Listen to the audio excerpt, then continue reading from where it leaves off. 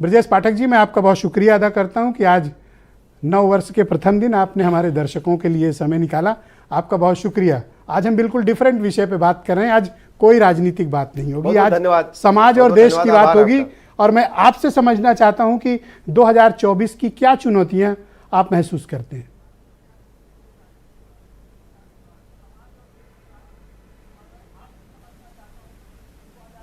पाठक जी, आप मुझे सुन पा रहे हैं? 2024 जी, मैं सुन पा रहा हूं। 2024 हमारे उत्तर प्रदेश के लिए जी एक नया सवेरा लेकर के आया है। माननीय प्रधानमंत्री नरेंद्र मोदी जी की गरीब कल्याण योजनाएं जन जन तक पहुंचे, उत्तर प्रदेश में कानून का राज और मजबूत हो। और सबसे बड़ी बात है कि 2024 के जनवरी माह के 22 तारीख को जो लगभग 550 सालों से लोग इंतजार कर रहे थे, प्रभु रामलला का भव्य मंदिर का लोकार्पण भी 22 जनवरी को है। तो 2024 हम सब के लिए, उत्तर प्रदेश के लिए बहुत ही महत्वपूर्ण है। ऐसे अवसर पर मैं पूरे प्रदेशवासियों को वर्ष 2024 की बहुत बहुत शुभकामनाएं देता हूं और आपका आभार प्रकट करता हूं कि आपने चैनल के माध्यम से मुझे प्रदेशवासियों से जुड़ने का अवसर प्रदान किया। पाठक जी, मैं आपसे समझना चाहता हूं कि एक पॉलिटिशियन के तौर पर और इस राज्य के उप मुख्यमंत्री होने के नाते आप क्या चुनौतियां अपने सामने इस एक साल में रखते हैं और क्या कमिटमेंट आप खुद से और जनता से करेंगे कि इस एक साल में आप किन चुनौतियों का सामना करके सफलतापूर्वक करके देंगे? देखिए, हमारा मानना है कि सबसे पहले हम जिन मुद्दों पर जनता के बीच में जाते हैं, पानी, बिजली, सड़क, स्कूल, अस्पताल, इन पांचों मुख्य व्यवस्थाओं को जो जनता से सीधी जुड़ी हैं, हम पांचों जो हमारे विभाग हैं, हम इनको स्ट्रेंथन करेंगे। और जल जीवन मिशन के तहत घर घर नल से जल पहुंचे, इसके लिए माननीय प्रधानमंत्री जी की प्रतिबद्धता है और उनके मार्गदर्शन में बताने में मुझे प्रसन्नता हो रही है। चाहे बुंदेलखंड हो, चाहे विंध्याचल हो, चाहे उत्तर प्रदेश का कोई गांव हो, हर गांव में पानी की टंकी बन रही है। हम जो अपने जल के स्रोत हैं उनको डेवलप कर रहे हैं। जो हमारे जल हम जो बोरिंग से निकालते हैं, हम उनको डेवलप कर रहे हैं। और घर घर नल से जल पहुंचाने की दुनिया की सबसे बड़ी योजना धरातल पर उतार करके घर घर नल से जल इस वर्ष हम पहुंचा पाए, इसके टारगेट को लेकर के हमारी सरकार चल रही है। दूसरी सबसे बड़ी योजना हमारे सामने क्या है कि प्रत्येक व्यक्ति को हम उच्च कोटि की चिकित्सा व्यवस्था उपलब्ध कराएं। माननीय प्रधानमंत्री जी ने कहा कि हर जनपद को हम मेडिकल कॉलेज देंगे। आज हमारे पास 30 मेडिकल कॉलेज निजी क्षेत्र में, 35 मेडिकल कॉलेज सरकारी क्षेत्र में हैं, जो पूरी क्षमता के साथ चल रहे हैं। 16 जनपद ऐसे बचे हैं जहां पर मेडिकल कॉलेज अभी बनाए जाने की कार्रवाई प्रक्रिया में है। हम इन 16 जनपदों में कोशिश करेंगे कि सभी में मेडिकल कॉलेज हम धरातल पर उतार करके पढ़ाई शुरू करा पाए।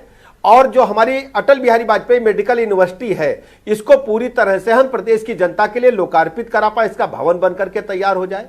हमने तय किया है कि मेडिकल कॉलेज खोलने जाने के साथ साथ नर्सिंग कॉलेज और पैरामेडिकल कॉलेज हम पैरेलल खोलेंगे।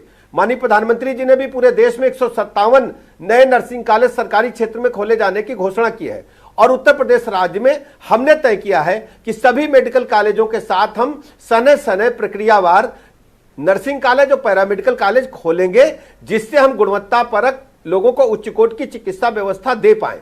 और हम हमारे जो बड़े चिकित्सा संस्थान हैं, चाहे पीजीआई हो, चाहे लोहिया संस्थान हो, चाहे केजीएमयू हो, इनको हम स्ट्रेंथन करने जा रहे हैं। पीजीआई में हम 4 नए विभाग खोल रहे हैं। इमरजेंसी की क्षमता हम बढ़ाने जा रहे हैं। जो एपेक्स ट्रामा सेंटर पीजीआई का है, उसको पूरी क्षमता के साथ 200 बेड हम संचालित करने वाले हैं। इसके अलावा सबसे बड़ी बात, पीजीआई में सर्वाधिक लोड आईसीयू बेड्स का होता है, तो हम टेली आईसीयू प्रारंभ कर रहे हैं। जनवरी में ही उसका हम लोकार्पण करेंगे। हम जो हमारे बड़े मेडिकल कॉलेज हैं, प्रारंभ के तौर पर हम सभी मेडिकल कॉलेजों को जोड़ करके टेली आईसीयू प्रारंभ कर रहे हैं, जिससे मेडिकल कॉलेजेस के विभिन्न जनपदों के पेशेंट पीजीआई हमको शिफ्ट न करना पड़े। हम उन जनपदों में ही लोगों को गुणवत्ता परक उच्च कोटि की चिकित्सा व्यवस्था उपलब्ध करा पाए। इसके अलावा स्कूलों की व्यवस्था हम कहना चाहते हैं। जो बेसिक शिक्षा के स्कूल थे, आज हम कह सकते हैं कि हमने 95% से अधिक स्कूल हमने कायाकल्प योजना में मॉन्टेसरी स्कूल, अंग्रेजी माध्यम के स्कूलों से, प्राइवेट स्कूलों से बेहतर बनाने का काम किया है। हमने फर्नीचर दिए हैं, हमने उनके लिए शौचालय की व्यवस्था की है, हमने उनके उच्च कोटि की भोजन की व्यवस्था की है। इसके अलावा उनको ड्रेस की व्यवस्था मंटेश्वरी स्कूल की तरह की है। जी। हमने जूता मोजा भी उनको प्रदान किया है और उनको पुस्तकें भी, पाठ्य पुस्तकें भी समय से हम दे पा रहे हैं। मध्याह्न भोजन भी बेहतर से बेहतर दे रहे हैं। ड्रॉप आउट रेट 2017 से पहले जो लगभग घटते घटते 1,12,00,000 हो गया था, आज हम कह सकते हैं कि हमारे बेसिक शिक्षा के स्कूलों में 1,92,00,000 से अधिक पाठक जी, बच्चे जी जितने गुणवत्तापरक कमिटमेंट्स शिक्षा आप कर ग्रहण रहे हैं और और- जितने बातें जी। आप बता रहे हैं हमें, क्या ये और सभी चुनौतियां और जहां वायदे तक सड़क की बात, आप ये सब आप दूसरी एक साल में पूरा कर बात लेंगे? अपनी पूरी कर लेता हूं। जी। सड़क के मामले में मैं सड़क के बारे में कहना चाहता हूं, हमने 75 के 75 जनपदों को 4-वे लेन से जोड़ने का काम किया है। आज सर्वाधिक जो हमारे एक्सप्रेस वाला स्टेट उत्तर प्रदेश है। हमारे पास अभी 6 एक्सप्रेसवेज है, 6 एक्सप्रेस हमारे शीघ्र ही बनकर के तैयार हो जाएंगे। हमने 1,72,000 किलोमीटर पक्की डामरीकृत सड़कें बनाने का काम किया है। जी। इसके अलावा हमारा मानना है कि सबसे बड़ी चुनौती हमारे सामने उत्तर प्रदेश बड़े राज्य को लाइन ऑर्डर के मामले में पूरे भारत में नंबर 1 पर लाना है। आज हम कह सकते हैं कि पूरे भारत में कहीं भी चर्चा होती है तो उत्तर प्रदेश राज्य की बेहतर कानून व्यवस्था की होती है। कुल मिलाकर के माननीय प्रधानमंत्री जी की गरीब कल्याण योजनाओं को जन जन तक पहुंचाएं और लोगों के जीवन स्तर को ऊपर उठाने में हम कामयाब हो, इस दिशा में हम माननीय प्रधानमंत्री जी के मार्गदर्शन में काम कर रहे हैं। मेरे 2 सवाल हैं आपसे। आपने जितने वायदे किए और अभी इन चुनौतियों को गिनाया, क्या ये 1 साल में आप पूरा कर लेंगे? सवाल नंबर 1, यूथ को जॉब चाहिए, नौकरियां चाहिए, हमारी आपके कोशिश विभाग है से लेकर कि अन्य हम- विभागों में, हमारी ये आप कब देंगे? हमारी कोशिश है कि हम इन जो प्रमुख हमारे जो एक आदमी के जीवन जीने के लिए आवश्यकताएं हैं, पानी, बिजली, सड़क, स्कूल, अस्पताल सहित लाइन ऑर्डर हम मेंटेन करें और अंतिम व्यक्ति तक हम पहुंचा पाएं, उसको गुणवत्तापरक जीवन दे पाएं। और ये आप सब 1 साल में कर देंगे इस वर्ष, या आपको और समय चाहिए? हाँ, लगातार इस दिशा में हम काम कर रहे हैं। ठीक, मैं आपसे निवेदन करूंगा कि जो हमारे एक्सपर्ट्स हैं आप उनको भी अगर सुने और समझें कि वो क्या ओपिनियन रखते हैं, तो हम एक बेहतर राज्य बना सकते हैं।